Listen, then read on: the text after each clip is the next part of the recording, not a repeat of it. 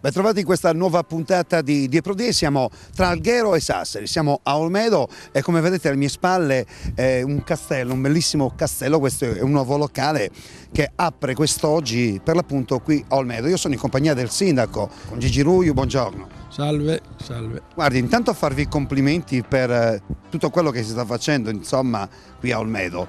Ma noi siamo contenti dei complimenti, ma non siamo molto contenti perché ancora cerchiamo di fare molto di più di quello che siamo riusciti a fare fino ad oggi. Il posto è bello, stiamo cercando di valorizzarlo ulteriormente e devo dire che l'inaugurazione di questo locale oggi spero e mi auguro che sia la prima pietra per lo sviluppo turistico di questo paese. Guardi, sindaco, si parla tanto di i problemi, la crisi. Io credo che bisogna fare un plauso a questi imprenditori per quello che stanno facendo, no? Su questo non c'è dubbio, senza il coraggio, soprattutto in questo momento, degli imprenditori che vogliono ancora investire su un campo così bello come il turismo, ma che sta attraversando anche un periodo di relativa crisi, il plauso nostro è grandissimo. Per poi aver scelto Olmedo per investire, questo ci riempie di orgoglio e ci stimola a fare ancora di più. Berlusconi ha detto che gli imprenditori devono crederci, ha detto che bisogna investire, ha detto che bisogna risanare questa crisi come? Rimboccandosi le maniche e lavorare. Credo che questa sia la cosa più giusta, no? Senza questo non si progredisce, perché se ci si ferma allora veramente la crisi si sente in tutti i suoi effetti devastanti. Se invece la gente ha coraggio, investe sperando nel futuro, questa penso e sono sicuro che sarà la via migliore per uscire dalla crisi e noi stiamo puntando su di questo. Olmedo è tra i paesi in Sardegna con la più alta crescita demografica. Perché?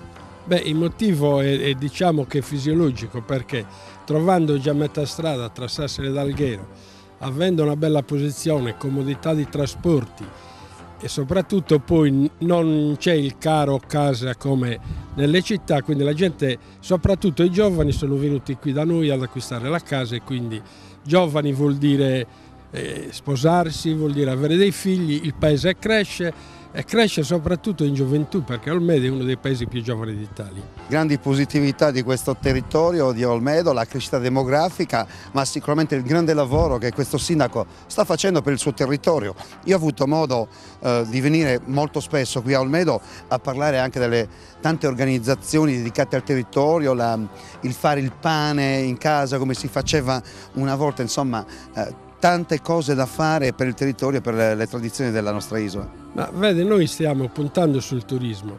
Per fare il turismo bisogna anche creare dei servizi. Io spero che uno di questi sia questo locale che oggi inauguriamo. Il fare poi ricrescere le vecchie tradizioni fa turismo, perché la gente è curiosa di capire e di sapere i vecchi sapori, come si dice adesso in gergo. E quindi noi stiamo puntando proprio su questo, creare dei servizi, delle alternative a quelle che sono i souvenir, diciamo, chiamiamoli così, che si possono trovare nei paesi e nelle città di turismo. Noi cerchiamo di creare l'alternativa reale, quello che veramente siamo noi sardi. Allora, un grande applauso l'abbiamo già fatto per gli imprenditori che hanno aperto questo locale. Io lo faccio con al mio fianco il sindaco Gigi Ruiu, sindaco, lo ricordiamo, della città di Olmedo. Grande applauso a questi imprenditori. A voi il compito a questo punto di conoscere meglio questo locale, perché viene aperto di giorno per i matrimoni, insomma. Sì. E poi la notte aperto al pubblico per... Mi dicevano uno dei proprietari, per sentire della buona musica, perché io quando ho sentito disco musica mi sono un po', l'ho associato a discoteca, e invece no, dice sarà una musica piacevole, gradevole, ma sa cos'è, che e uno che dei è fatta proprietari... per un pubblico.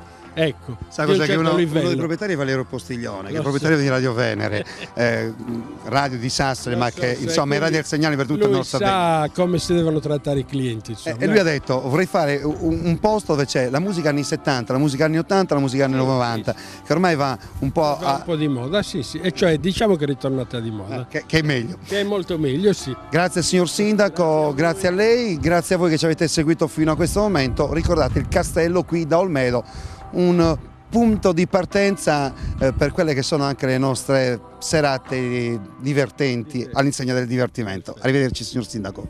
Grazie a voi. Ciao. Arrivederci.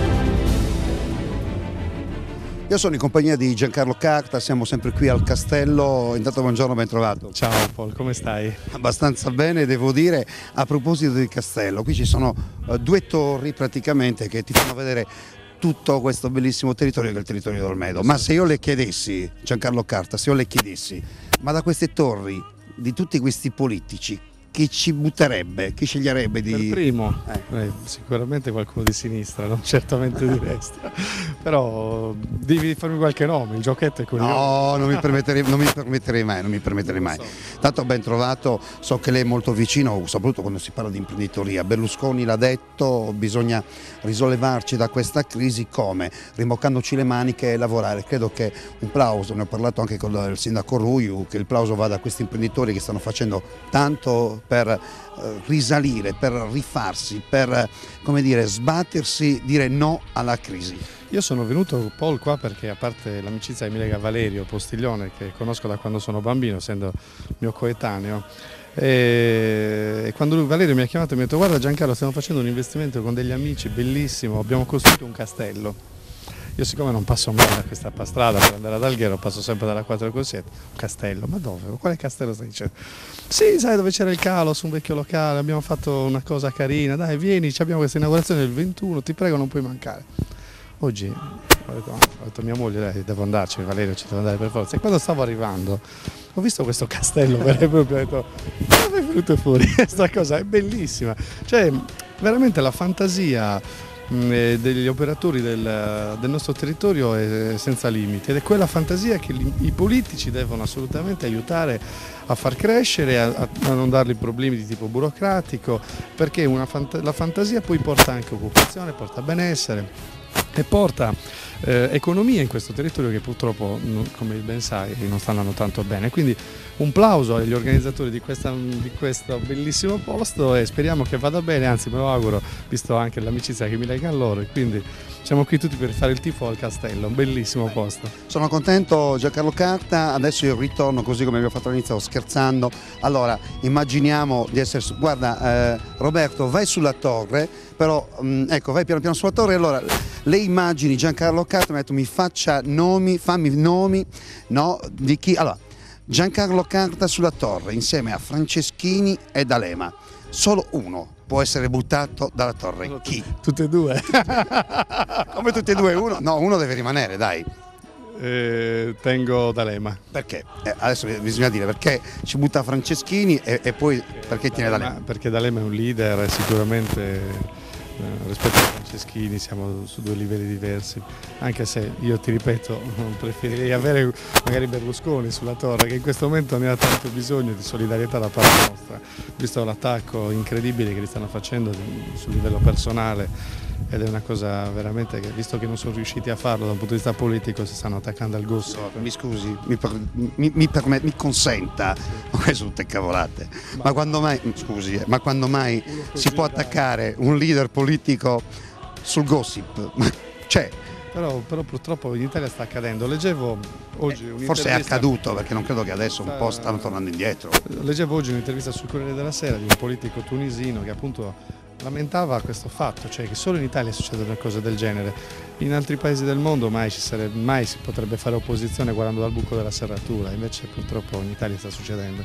Noi non ci siamo mai espressi, ma a prescindere da che sia successo a Berlusconi poteva succedere a qualcun altro, magari dell'opposizione in questo caso. Sicuramente non è molto carino, voglio dire, attaccare un leader politico, poi uno come Berlusconi sul piano personale credo sia una stupidata. Uno attacca su quelle che sono magari, che so, del suo governo, l'opera del governo. certo, non certo su cosa fa in camera da letto, ecco, è una cosa veramente brutta. Allora, il prossimo impegno di Giancarlo Carta. Sicuramente il mio impegno verso il Comune di Sassari, visto che ormai siamo a 10 mesi dal voto e quindi penso che sia giusto che il centrodestra dia un'alternativa all'attuale giunta Ganau, e quindi il mio impegno sarà nell'aiutare chi vorrà candidarsi sindaco a fare in modo che vinca le elezioni e che anche a Sassari, come in altre città d'Italia, prevalga il centrodestra, che poi come qua a Olmedo governa, c'è un sindaco di centrodestra, e come vedete aiuta a far andare avanti l'economia perché c'è una mentalità diversa, meno burocratica, meno burocrazia e più sviluppo. Questo è un po' lo slogan, ecco, penso che anche Sassari abbia bisogno di un sindaco del genere e faremo in modo che ci sia. Bene, la ringrazio, grazie Giancarlo, arrivederci. Presto. Ciao Paul, grazie. Die Pro Die. In collaborazione con